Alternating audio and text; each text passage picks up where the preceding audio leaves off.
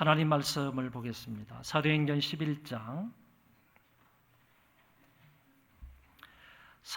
11장 19절부터 마지막 30절까지입니다.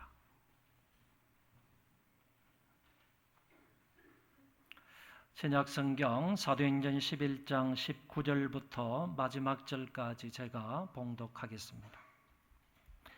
그때에 스데반의 일로 일어난 환난으로 말미암아 흩어진 자들이 베네게와 구보로와 안디옥까지 이르러 유대인에게만 말씀을 전하는데 그 중에 구보로와 구레네 몇 사람이 안디옥에 이르러 헬라인에게도 말하여 주 예수를 전파하니 주의 손이 그들과 함께 하심에 수많은 사람들이 믿고 주께 돌아오더라.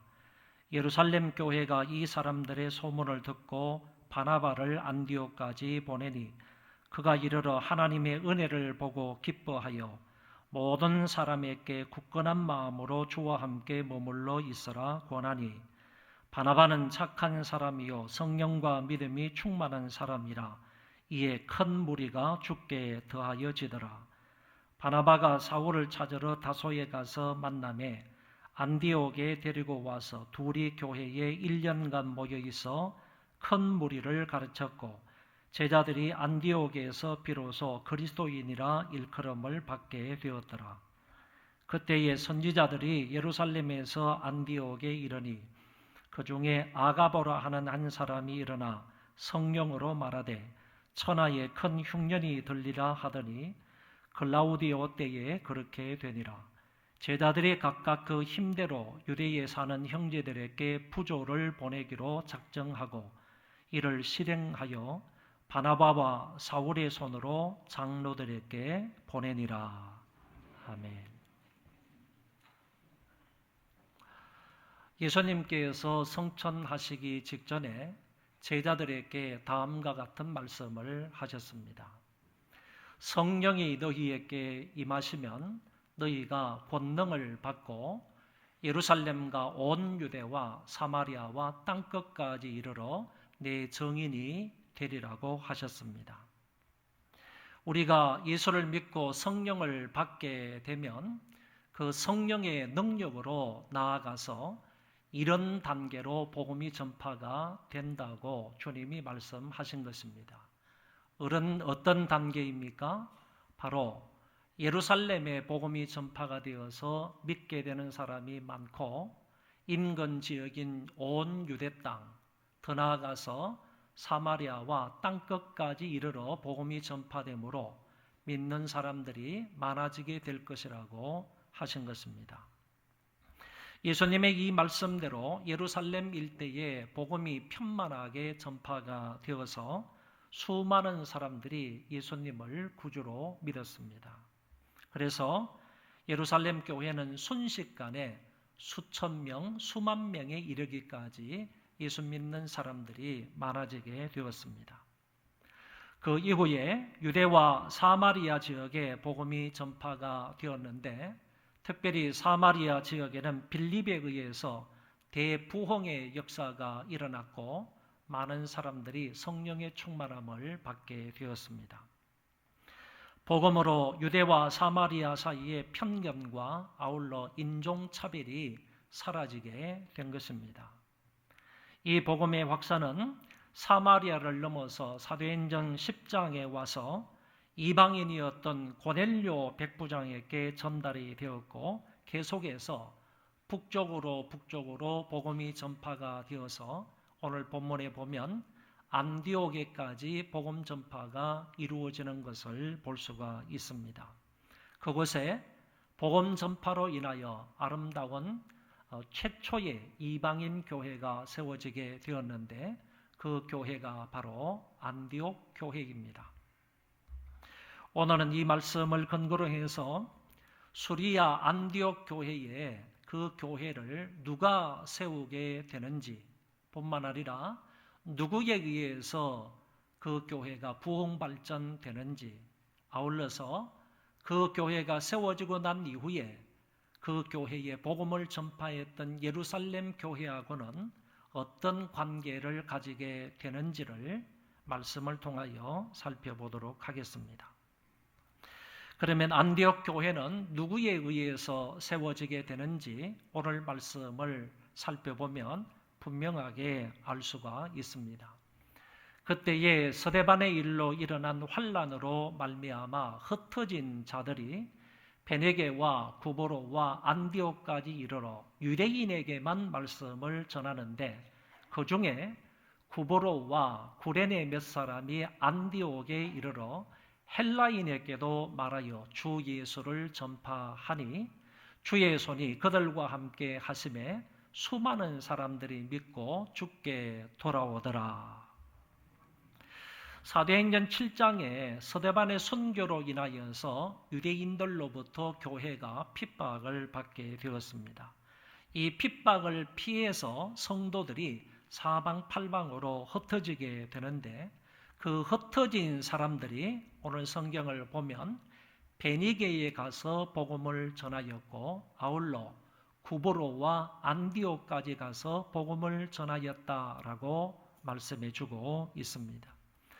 우리가 이 베니게라는 지역을 성경 지도를 통해서 살펴보게 되면 갈멜산에서 북쪽으로 올라가면 레바논이라는 지역이 있는데 이 갈멜산에서 레바논 지역 사이를 일컬어서 베니게 지역이다 이렇게 말합니다.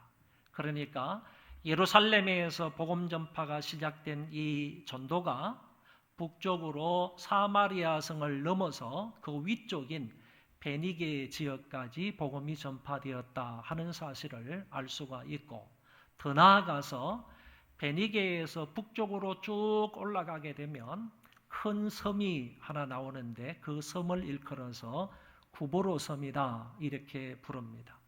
구약 성경에서는 구보로 섬을 기띔성이라 이렇게 불렀고 지금은 이 구보로 섬을 키퍼러스다 이렇게 부르고 있습니다.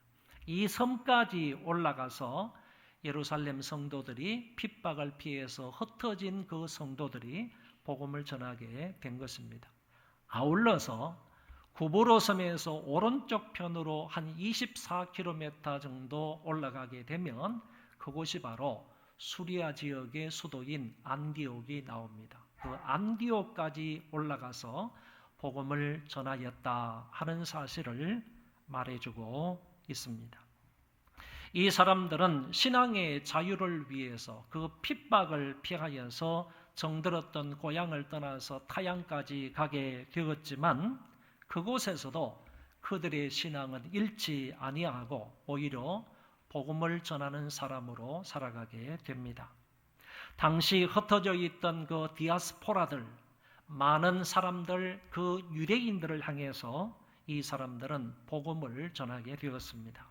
그 중에 구보로와 구레네 몇 사람이 안디옥에 이르러서 헬라인들에게도 복음을 전했다 이렇게 말씀하고 있습니다. 앞에서는 이때에 흩어진 사람들이 그 헬라 지역에 다시 말해서 안디옥 지역에 이르러서 유대인들에게만 복음을 전하였다고 말씀을 하시다가 이제 후반부에 와서는 이 구보로와 구레네 몇 사람들은 헬라 지역인 안디옥 지역에 들어가서 헬라인들에게도 복음을 전하였다라고 말씀하고 있습니다. 이 사람들은 분명하게 예수 그리스도를 전파했습니다. 예수 그리스도가 전도의 내용이라는 것을 명확하게 안 이 사람들은 그 헬라 지역에 들어가서 믿지 않는 이방인들에게 예수 그리스도가 구세주이다라는 사실을 전파했던 것입니다. 예수님이 구세주이십니다. 또는 예수 그리스도의 십자가와 부활을 담대하게 헬라인들에게 복음을 전한 것입니다. 그랬더니 다음과 같은 결과가 일어났습니다. 주의 손이 그들과 함께 하셔서 수많은 사람들이 믿고 주께 돌아오더라.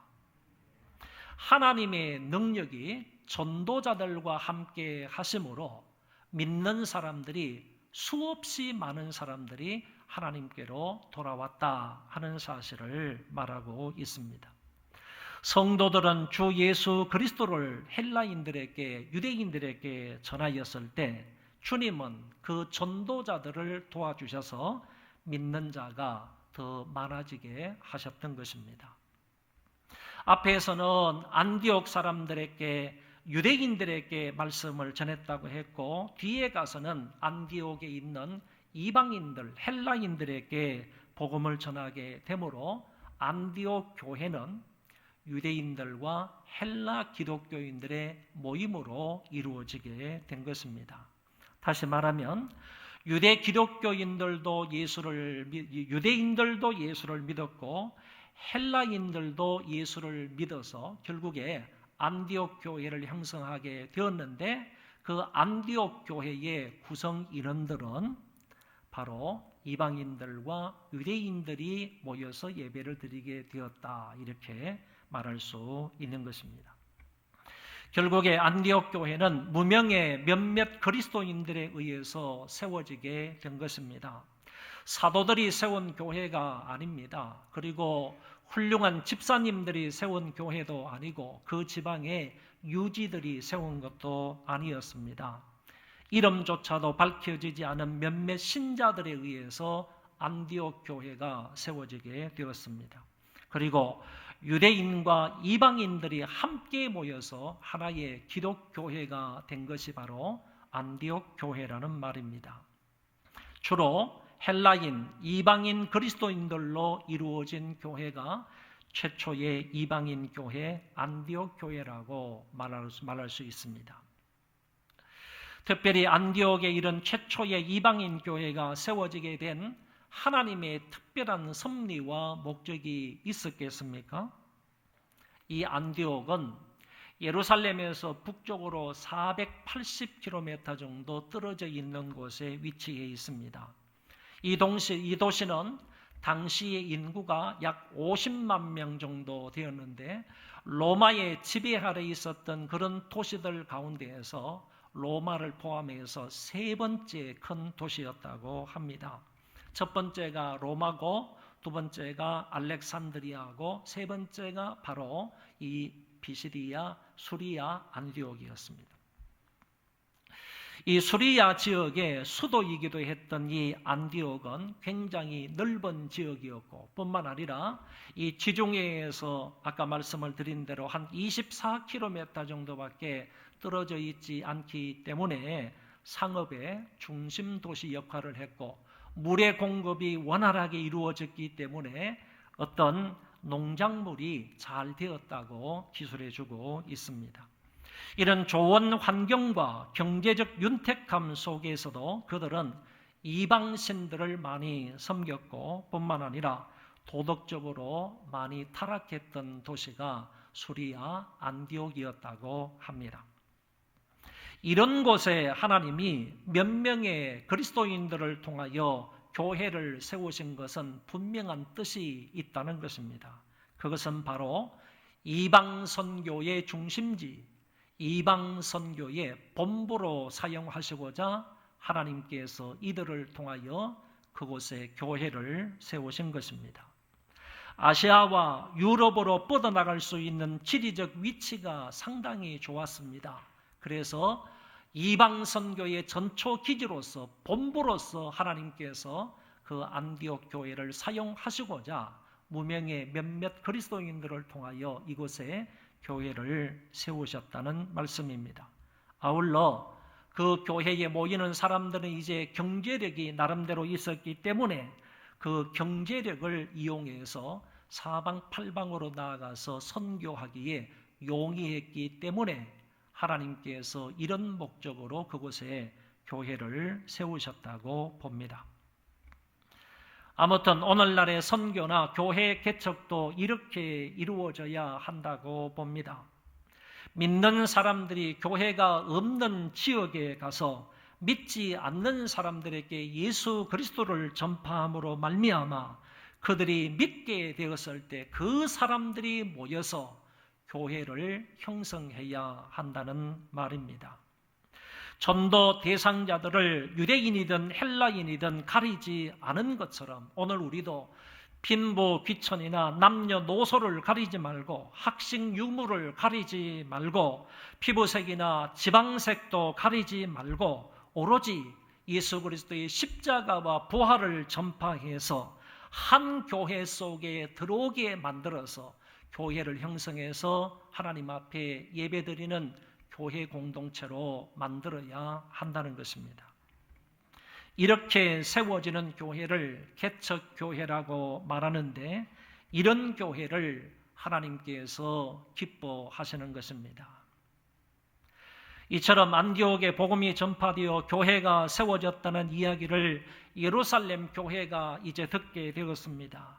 그래서 예루살렘 교회가 헬라에 그 부흥을 조사하기 위해서 사람을 선택하여 그곳으로 보내게 됩니다. 과거 유대 지역의 교회나 아니면 사마리아 지역의 교회의 부흥이 일어났을 때 사도들이 직접 가서 그곳을 시찰하고 건장하게 성장 부흥하도록 그들의 신앙을 점검을 했고, 뿐만 아니라 잘못된 것이 드러났을 때 그것을 바로잡아 주었던 그런 것들이 있었기 때문에 이번에도 예루살렘 교회는 안디옥 교회에 사람을 파송해서 이와 같은 것을 시찰하고자 보냈다는 것입니다. 이 일에 보냄을 받은 사람이 바로 그 유명한 바나바라는 사람입니다. 바나바는 우리가 잘 알듯이 구보로 출신이고 레위지파 출신입니다. 자기의 밭을 팔아서 구제헌금을 드렸던 사람이고, 사울이 회심하고 예루살렘 교회의 사도들을 만나자고 했을 때 중재 역할을 했던 사람이기도 합니다. 그는 착한 사람이고 성령과 은혜와 믿음이 충만했던 사람입니다. 단적으로 바나바에 대해서 말한다면 수직적인 관계나 수평적인 관계에 있어서도 원만했던 사람이다, 이렇게 평가할 수가 있습니다. 바나바는 하나님과의 관계에도 정말 돈독한 그런 관계를 유지하고 있었고, 뿐만 아니라 사람 사이의 수평적인 관계도 정말 아름다운 관계를 유지하고 있었던 사람이다, 그런 얘기입니다. 그 사람을 예루살렘 교회에서는 선택을 해서 안디옥 교회로 파송을 했던 것입니다. 바나바는 다방면에서 훌륭하게 쓰임받는 인물임에 틀림이 없습니다. 이 바나바가 예루살렘 교회에 파송을 받아서 안디옥에 이르게 되었습니다. 그런데 재미있는 표현이 23절에 나타납니다. 그가 이르러 하나님의 은혜를 보고 기뻐하여 모든 사람에게 굳건한 믿음으로 주와 함께 머물러 있어라 권했다. 여러분, 우리가 아는 것처럼 하나님의 은혜는 추상명사입니다. 은혜라는 것은 눈으로 볼 수 있는 것이 아니라는 말입니다. 추상명사임에도 불구하고 예루살렘 교회에 파송을 받았던 이 바나바가 안디옥 교회에 가서 보니까 하나님의 은혜가 자기 눈에 보이더라는 겁니다. 하나님의 그 은혜를 보고 나서 이 바나바는 크게 기뻐했다고 본문에서 말씀하고 있는 것입니다. 결코 인간의 육안으로는 은혜를 볼 수가 없지만은 추상명사이기 때문에, 그럼에도 불구하고 이 바나바는 그 교인들이 살아가는 모습을 보니까, 믿는 사람들이 삶을 살아가는 그 정황들을 보니까, 삶으로 나타나는 모습을 보니까 저 사람들은 분명 하나님의 큰 은혜를 받은 사람이라는 것입니다. 하나님의 큰 은혜를 받은 사람들이 이웃을 사랑하는 모습을 보고, 하나님 앞에 예배드리는 모습을 보고, 하나님 앞에 찬송하고 기도하는 모습을 보니까 바나바의 눈에는 하나님의 은혜가 그들의 삶의 모습을 통해서 보여지더라는 것입니다. 그래서 바나바는 안디옥 교회의 하나님의 은혜를 보고 기뻐했다, 이렇게 말씀하고 있는 것입니다. 은혜는 사람 눈에 보이지 않지만은 은혜 받은 사람의 모습 속에서 확인할 수 있는 것이 하나님의 은혜였습니다. 그 은혜를 보고 이 바나바는 기뻐하면서 다음과 같은 한마디 말씀으로 권면을 합니다.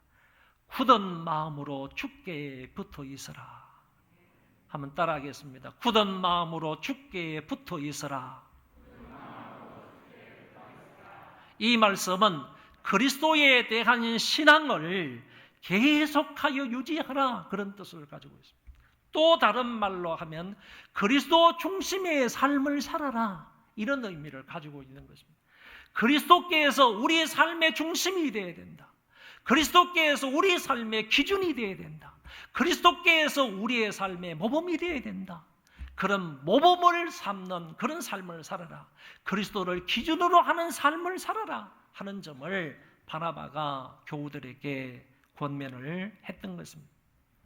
사실 안디옥 교회가 삶을 살아가는 정황이라는 것은, 그 배경이라는 것은, 삶의 환경이라는 것은 그렇게 녹록하지 않은 것입니다. 이방인 세계 속에서 교회가 세워졌습니다. 그리고 안 믿는 사람들이 훨씬 더 여기에는 많습니다. 그런 상황 속에서 자칫 잘못하면 환난과 핍박을 받을 수 있는 그런 교회적인 상황 속에 있었었는데, 그런 상황 속에 있었던 그 안디옥 교인들에게 바나바는 권면하기를, 이런 상황 속에서도 예수 그리스도에 대한 믿음을 끝까지 유지해라, 이 말이죠. 그 신앙을 포기하거나 타락하지 말고, 그것을 벗어나지 말고, 그것을 포기하지 말고, 예수 그리스도에 대한 그 신앙을, 삶의 환경이 어떠하든지 간에 그 신앙을 계속해서 유지해 갈 것을 바나바는 권면을 했습니다. 이런 권면이 있자 하나님께서 그 교회 안에 대단한 결과를 허락해 주셨습니다. 말씀을 보시기 바랍니다. 24절 하반절에 이에 큰 무리가 주께 더하여 지더라. 할렐루야. 여러분, 더하여 주는 역사가 있었습니다. 지금까지도 하나님의 은혜 가운데서 안디옥 교회는 비록 이방인 교회였지만은, 헬라인들이 주로 모여서 예배를 드리는 그런 교회였지만은, 그럼에도 불구하고 그 교회는 성장에 갓들했습니다.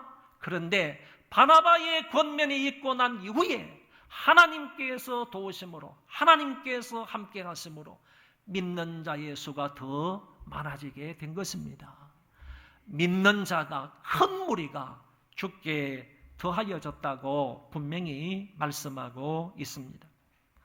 평신도에 의해서 안디옥 교회가 설립이 되고, 평신도에 의해서 교회가 성장해 가다가 예루살렘에서 파송된 성령과 믿음이 충만했던 이 바나바의 권면이 있자 더욱더 그 교회는 믿는 자의 수가 많아지게 되었습니다. 베드로를 비롯한 사도들에 의해서 예루살렘 교회가 대부흥이 일어났다고 한다면, 이 평신도들에 의해서 안디옥 교회가 이와 같은 큰 부흥의 역사가 일어난 것입니다. 이렇게 교회가 숫자가 많아지게 되고, 그리고 성장하게 되니까 할 일도 많아졌습니다. 이 교회에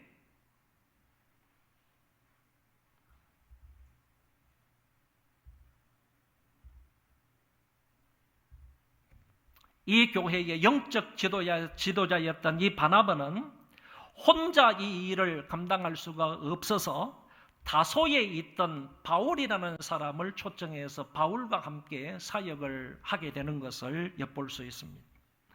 특별히 앞으로의 전도 대상자들이 주로 이방인이었다는 점에서 이방인 선교를 위해서 부름받은 이 사울을 다소에 가서 데려오게 된다, 그런 얘기입니다. 이 같은 바나바의 모습은 사도행전 9장 27절의 내용과 함께 사울을 초대교회의 중요한 사역자로 등장시키는데 크게 공헌한 인물임을 부인할 수가 없습니다. 여기에 언급되어 있는 이 다소라는 지역은 어떤 곳인가 하면은 안디옥에서 북서쪽으로요, 안디옥에서 북서쪽으로 올라가면 한 13km 지점에 위치해 있습니다. 사울의 고향이기도 합니다. 우리가 알고 있는 것처럼 이 사울이라는 사람이 다메섹 도상에서 변화가 되어서 예루살렘에 들렸다가 예루살렘에서 환난을 당하자 이 사람이 다소 지방으로 간 겁니다. 자기의 고향으로 간 겁니다. 이때부터 무려 다소에 자기 고향의 사울이라는 사람은 장장 11년 동안 머물게 되는 겁니다. 11년 동안이나 다소 지역에 머물러 있으면서 하나님과 깊이 있게 영적으로 교제를 합니다. 성령 충만함을 받았고 성령 충만한 가운데에서 하나님의 말씀을 더 깊이 연구하고 묵상하는 그런 시간을 장장 11년 동안이나 갖게 되었다는 것입니다. 11년이 지났을 때 바로 이 바나바가 다소에 있는 사울을 모셔와서 함께 안디옥 교회를 섬기게 된다는 말씀입니다. 바울과 사울은 안디옥 교회의 초신자들을 가르치기 시작을 합니다. 1년 동안이나 큰 무리에게 하나님의 말씀을 가르쳤다고 했습니다. 아마도 그에는 사울이 예루살렘을 방문하기 전이기 때문에 기근이 들었던 그런 해이라고 생각을 합니다. AD 한 44년 정도가 아닐까 이렇게 생각합니다. 이 기간에 그들은 하나님의 말씀을 성도들에게 잘 가르쳤던 것입니다. 안디옥 교회는 초신자였고 이방인들이 많았기 때문에 가르쳐야 할 내용도 더 많았을 것으로 생각합니다. 유대 기독교인들은 구약 성경을 배경으로 하고 있기 때문에 하나님의 말씀을 많이 가르칠 이유가 없습니다. 그러나 헬라 기독교인들은 전혀 그렇지 못하였기 때문에 신앙생활을 하는데 필요한 여러 가지 사항들을 하나님의 말씀을 통해서 잘 가르칠 필요가 있었습니다. 좋은 성경 교사였던 이 바나바와 사울은 자신의 사명을 따라서 성실하게 1년 동안 그들을 가르쳤던 것입니다. 그러니까 무명의 그리스도인들에 의해서 교회가 설립이 되고 바나바에 의해서 교회가 더 부흥되다가 사울에 의해서 더욱더 양육이 되어서 신앙이 타져지는 그런 과정을 1년 동안 보게 된 것입니다. 여러분, 오늘날의 교회도 이렇게 부흥 성장해 가야 할 줄로 믿습니다. 훌륭한 성경 교사가 많아야 한다는 것입니다. 그래서 그들에 의해서 교회가 탄탄히 든든히 부흥 발전해 가야 하는 것입니다. 하나님의 말씀으로 성도들의 신앙이 성장해 가야 되고 성숙해 가야 한다는 말입니다. 우리 교회도 아이들과 학생들과 청년들과 구역 식구들을 잘 가르치고 섬기고 세워주는 훌륭한 성경 교사들이 많았으면 좋겠습니다. 어제 우리 주일학교 교사들 한 90명 정도가 서울에 있는 아주 좋은 식당에서 교사 위로회를 가졌습니다. 장로님들과 안수집사님들 그리고 권사님들이 여름 성경학교와 수련회에 수고한 우리 90명의 교사들을 위로하는 차원에서 맛있는 식사를 대접해 주었습니다. 저는 간절히 바랍니다. 그 90명의 그 교사들이 성경을 잘 가르치는 그런 훌륭한 교사들이 되기를 바랍니다. 만약에 그 90명의 그 교사들이 우리 아이들이 출석하는 아이들이 한 600명 정도 되는데 600명의 그 아이들에게 하나님의 말씀을 정말 잘 가르치게 된다면 하나님의 말씀으로 아이들의 신앙을 성숙하게 만들어준다면 우리나라뿐만 아니라 전 세계적으로요 우리 교회를 통해서 대변화의 역사가 일어날 것입니다. 안디옥 교회는 두 사람의 훌륭한 성경 교사에 의해서 이런 대단한 부흥의 역사가 일어났다고 한다면 우리 90여 명의 우리 교사들에 의해서 그렇게 된다고 하면 우리 교회를 통해서 대부흥의 역사가 일어나지 않겠습니까? 그런 은혜가 우리 교회 특별한 우리 교사들에게 있기를 축원합니다. 이제 26절로 넘어가면 제자들을 부르는 새로운 명칭이 하나 나오게 됩니다. 우리에게 익숙한 그 명칭은 바로 그리스도인이라는 말입니다. 앞을 주목해 주시기 바랍니다. 이 그리스도인이라는 말이 어떻게 나오게 되었는지 오늘 성경은 가르쳐주고 있기 때문에 이 말씀을 통하여서 우리가 그리스도인인데 나를 부르는 이 명칭이 언제부터 어떻게 생겨나게 되었는지를 우리는 확인해 볼 필요가 있다는 것입니다. 26절에 제자들이 안디옥에서 비로소 그리스도인이라 일컬음을 받게 되었더라. 이 크리스찬이라는 말이 사도행전 11장 26절에서부터 시작이 되는 것입니다. 당시에 헬라인들은 유행했던 말이 뭐냐 하면 헤롯인 그리고 가이사인 이런 말들이 유행을 했습니다. 그러니까 헤롯이라는 말 다음에 인자를 붙이는 거고 가이사라는 말 다음에 인자를 붙여서 헤롯인 가이사인이라고 했던 것입니다. 이 말에는 어떤 의미가 있는가 하면은 가이사에게 속한 사람이라는 뜻이고 가이사로 말미암아 녹을 먹고 사는 사람뿐만 아니라 가이사를 위하여 사는 사람 이런 세 가지 의미를 담고 있는 말이 가이사인이라는 말입니다. 그러니까 사람들이 지나다니는 사람 보고 저 사람 가이사인이야 라고 하면 저 사람은 가이사에게 속한 사람이에요. 군인이든 공무원이든 가이사에게 속한 사람이고 가이사로 말미암아 달달이 녹을 받아서 먹고 사는 사람을 말하고 가이사를 위해서 헌신하고 충성을 하는 사람이야 이런 의미를 담아서 사람들이 가이사인, 헤롯인 이런 말을 붙이게 되었다는 것입니다. 그런데 이 이방인들이 안디옥에 교회가 하나 생겼는데 그 교회를 다니는 사람들을 눈여겨 가만히 보니까 이 사람들도 역시 그리스도에게 속한 사람처럼 보이고 그리스도로 말미암아 사는 사람처럼 보이고 그리스도를 위하여서 목숨까지 내놓으면서 헌신하고 충성하는 사람처럼 보인 거예요. 그래서 자기들의 주인인 가이사라 헤롯 다음에 영어로 말하면 IAN을 붙여서 인을 붙여서 가이사인이라고 말하는 것처럼 안 믿는 사람들이 안디옥 교회 성도들 보고 그리스도 다음에 인자를 붙여서 IAN을 붙여서 그리스도인 이렇게 부르게 된 것입니다.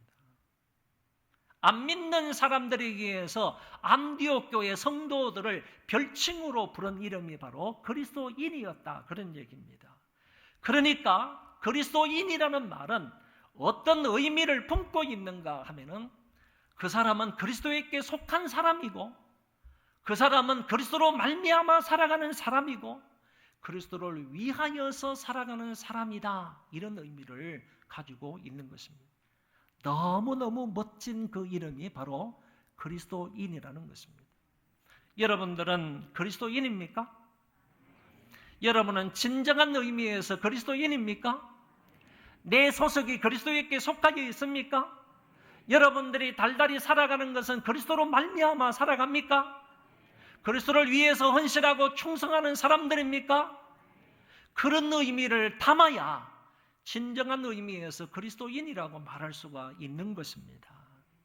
옛날에요, 종교 개혁자들을 일컬어서 프로테스탄트라고 했습니다. 프로테스탄트라고 했는데 이 말은 항의자, 항거자라는 뜻입니다.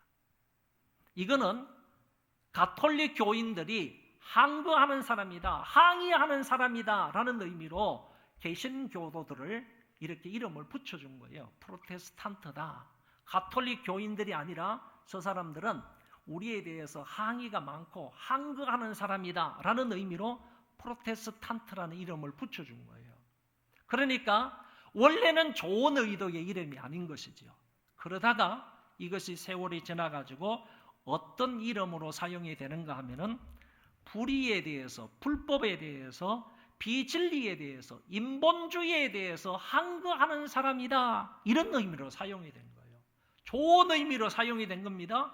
불법이나 불의한 거 아니면 인본주의나 비진리에 대해서 항거하는 사람, 얼마나 멋진 이름입니까? 이렇게 처음에는 좋지 않은 의도로 사용되었던 그 프로테스탄트라는 이름이 점점 좋은 이름의 의도로 사용이 되었다 그런 얘기입니다. 오늘 저와 여러분들은 프로테스탄트라 그러지 않습니까? 구교하고 반대된다 그래서 프로테스탄트라고 하는데 그 이름이 바로 이런 의미를 가지고 있다 그런 얘기입니다. 마찬가지로 성경시대 때의 그리스도인도 이런 것들과 비슷한 경우로 생겨난 이름이다 라고 생각할 수가 있습니다. 간절히 바라기는 우리 소망교회의 모든 그리스도인들은 그 이름답게 살아갈 수 있기를 축원합니다. 축원합니다. 내 소속은 어디라고요? 그리스도입니다. 누구로 말미암아 살아간다고요? 누구를 위해서 살아야 할 존재라고요?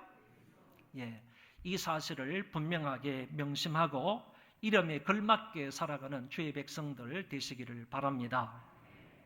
이제 마지막 부분을 간단하게 설명하고 설교를 마치려고 합니다. 27절 이하의 말씀인데요. 클라우디오 황제, 로마 황제입니다. 클라우디오 황제 때에 전국에 어쩌면 전 세계적으로 상당한 기근이 임하였습니다. 흉년이 들었습니다. 이때가 44년이라고 하는데 그 기근의 절정이 AD 45년이었습니다. 그런데 AD 45년 정도가 되어가지고 이 기근이 예루살렘까지 완전히 덮쳐가지고 예루살렘에 살고 있는 성도들에게 기근으로 인해서 큰 불평과 어려움이 온 겁니다. 많은 사람들이 굶어 죽게 생겼습니다. 그 정도로 기근으로 인하여서 예루살렘 교회가 큰 어려움이 당하자 이 소식을 안디옥 교회에서 들었습니다. 안디옥 교회는 경제적으로 풍성한 교회라고 했지 않습니까? 안디옥 교회가 예루살렘 교회가 기근으로 인하여서 큰 흉년이 들어 어려움을 당하고 있다라는 얘기를 듣고 안디옥 교회가 자발적으로 부조를 보내기로 합니다. 구제 헌금을 보내기로 결정을 했습니다. 여러분 잘 보시기를 바랍니다.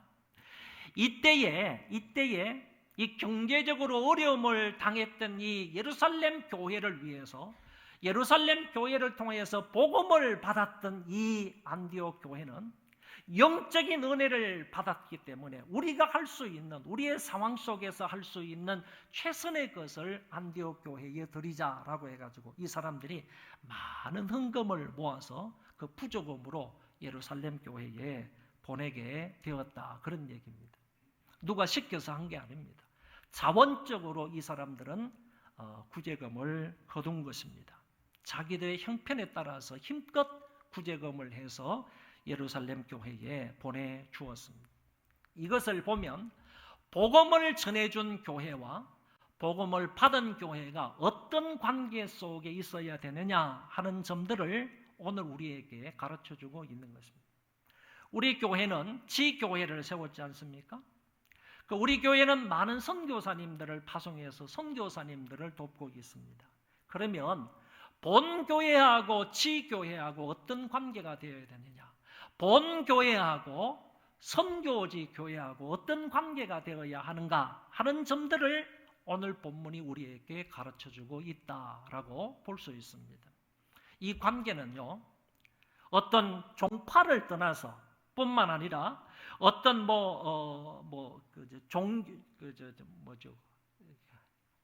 인종을 떠나서 남녀를 떠나서 성차별을 떠나서요.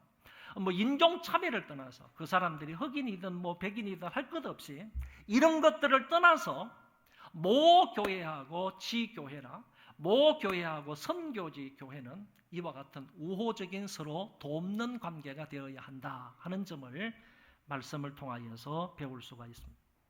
서로 육적인 것을 주기도 하고 영적인 것을 주기도 하는 그런 관계가 되어야 한다는 것이고 할례자와 무할례자 사이에서도 서로 돕고 협력하는 그런 관계, 사랑을 나누는 그런 관계가 되어야 한다 하는 점을 우리가 배울 수가 있겠습니다. 오늘 말씀을 간단하게 정리를 하겠습니다. 여러분, 전도와 교회 개척이 본문의 성경대로 이루어져야 한다 하는 사실을 배울 수 있습니다. 믿는 자에 의해서 불신자들에게 복음이 전파되어 믿는 자가 많아져서 그 사람들에 의해서 교회가 세워져야 한다는 것입니다. 이것이 개척교회이고 이런 교회를 하나님이 기뻐하신다는 사실을 알아야 하겠습니다.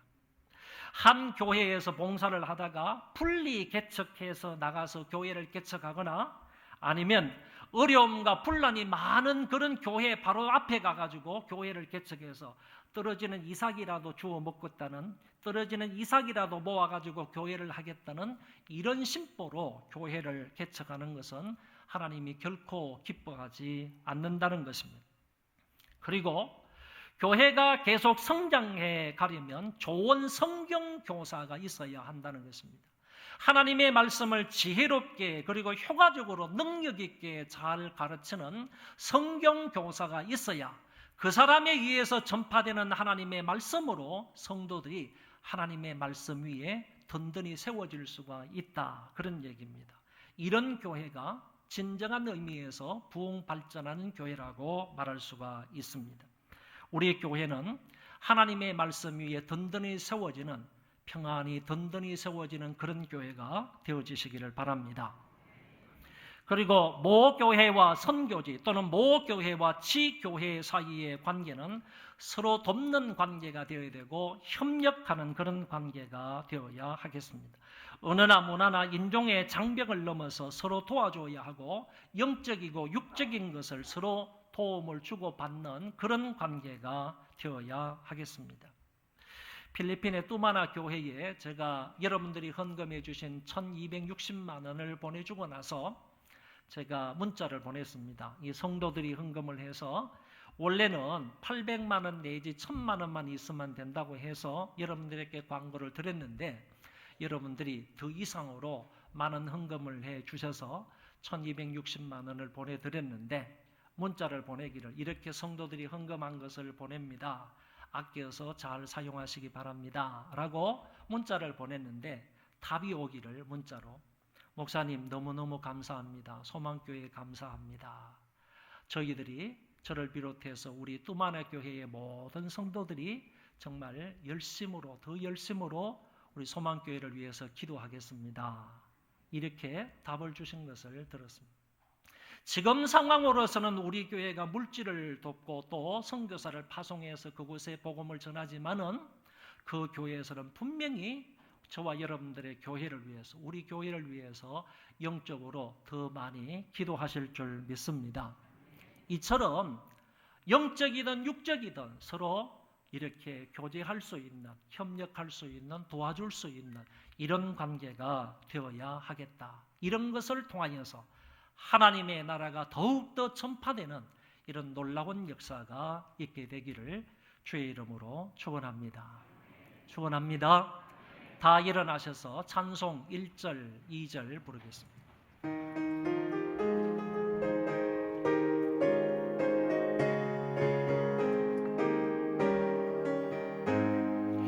어감에 사는 백성들을 보라 수많은 심령 멸망하겠네 그 누가 갈까 주의 복음 들고 생명을 구원하는 곳으로 큰 권세 주께 있으니 큰 권세 주께 있으니 너는 가서 주의 복음 전하라 주가 너 항상 지키리라 구원의 문 넓게 열렸으니 십자가 분명 일어나거라 너희의 힘을 하나로 뭉쳐서 죄악의 쇠사슬을 끊어라 큰 권세 주께 있으니 큰 권세 주께 있으니 너는 가서 주의 복음 전하라 주가 너 항상 지키리라.